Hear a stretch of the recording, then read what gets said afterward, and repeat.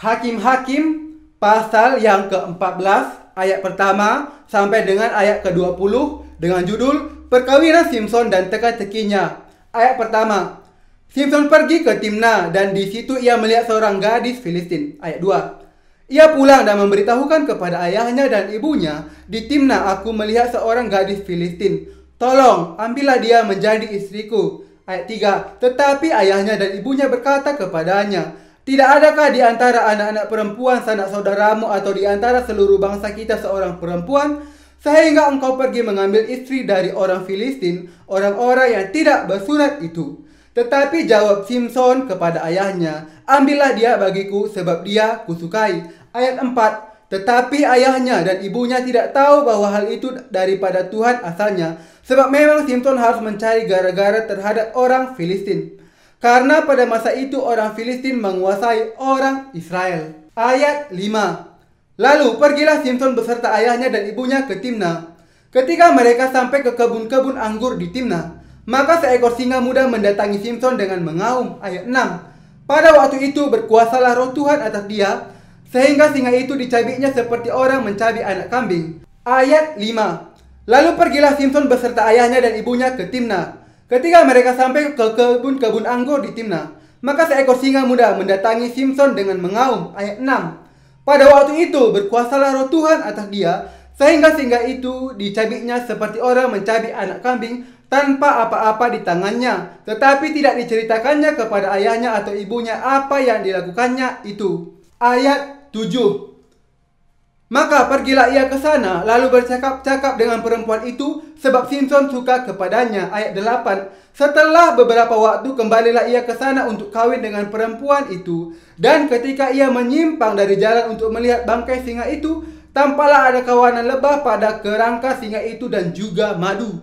Ayat ke-9, dikeruknya madu itu ke dalam tangannya dan sambil memakannya ia berjalan terus. Kemudian pergilah ia kepada ayahnya dan ibunya dan memberikannya juga kepada mereka, lalu mereka memakannya. Tetapi tidak diceritakannya kepada mereka bahwa madu itu dikeruknya dari kerangka singa. Ayat 10, setelah ayahnya pergi kepada perempuan itu, Simson mengadakan perjamuan di sana, sebab demikianlah biasanya dilakukan orang-orang muda.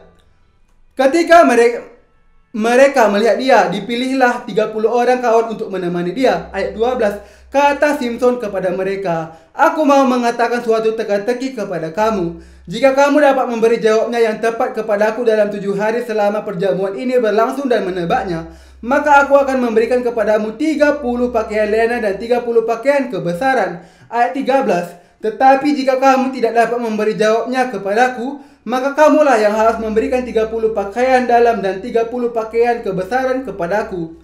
Kata mereka kepadanya, katakanlah teka-tekimu itu supaya kami dengar. Ayat 14, lalu katanya kepada mereka, dari yang makan keluar makanan, dari yang kuat keluar manisan. Ada 3 hari lamanya mereka tidak dapat memberi jawab teka-teki itu. Ayat 15, pada hari ke-7 berkatalah mereka kepada istri Simson, bujuklah suamimu supaya diberitahukannya kepada kami jawab teka-teki itu. Kalau tidak, kami akan membakar engkau beserta seisi rumah ayahmu. Apakah engkau mengundang kami untuk membuat kami menjadi miskin? Tidak, bukan. Ayat 16, lalu menangislah istri Simson itu sambil memeluk Simson, katanya, engkau benci saja kepadaku dan tidak cinta kepadaku. Suatu teka-teki kau katakan kepada orang-orang sebangsaku, tetapi jawabnya tidak kau beritahukan kepadaku.